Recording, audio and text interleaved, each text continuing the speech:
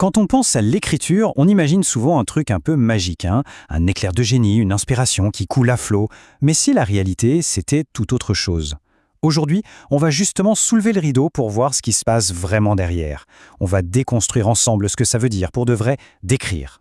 Voilà une phrase qui claque, non? C'est simple, direct, et ça nous met tout de suite face à la question essentielle. Bon, si écrire un livre, ce n'est pas juste écrire, alors c'est quoi au fond? C'est de là que tout part. Commençons par le mythe, l'image d'Épinal qu'on a tous en tête. L'écrivain, là, touché par la grâce, qui remplit des pages et des pages d'un seul coup sans s'arrêter. C'est une belle image, très romantique, mais la vérité, eh bien, elle est souvent bien loin de ce cliché. C'est ce décalage qu'on va explorer. Alors, c'est quoi la réalité du processus? Il faut oublier l'idée d'une ligne droite. C'est bien moins linéaire que ça. Il faut plutôt imaginer un cycle, une sorte de boucle d'action qui se répète encore et encore. Et c'est justement ça, le véritable moteur de la création. Douter, recommencer, effacer, réécrire. Ça peut sonner comme des échecs, pas vrai? Mais toute l'idée ici, c'est de comprendre que non, pas du tout. Ce sont les piliers de la construction. Ce ne sont pas des accidents de parcours, c'est le parcours lui-même. C'est là que se trouve le vrai travail.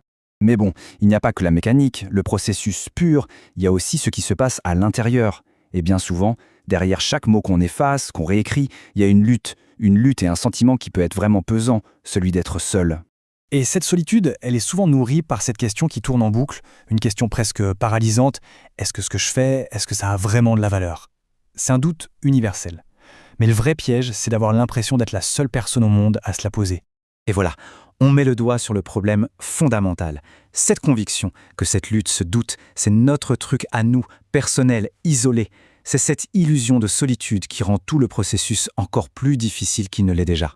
Bon, alors comment on fait pour briser cette illusion? La clé, c'est de changer complètement de perspective.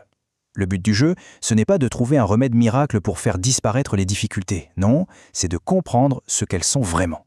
Et la révélation, la voilà. C'est le vrai point de bascule. Tout ça, c'est normal. Oui, c'est tout. Ce cycle de doute, de réécriture, ce sentiment d'être seul face à sa page, ce n'est pas le signe d'un problème. Au contraire, c'est la preuve qu'on est en plein dans le processus de création. Et ça, c'est une vérité toute simple, mais incroyablement libératrice. Une fois qu'on a compris ça, on peut formuler un message fort et encourageant pour quiconque est en train de créer. Peu importe que ce soit un livre, une musique, un projet, n'importe quoi. Voilà 3 affirmations à se répéter comme des antidotes. La première, on n'est pas en retard. Ça, c'est pour combattre la pression de la productivité. La deuxième, on n'est pas nul. Essentiel pour faire taire la petite voix du syndrome de l'imposteur. Et la troisième, la plus puissante peut-être, on est juste en train de créer. Ça redéfinit tout. La difficulté n'est plus un obstacle, c'est l'essence même de l'acte de créer. Et on termine avec cette question.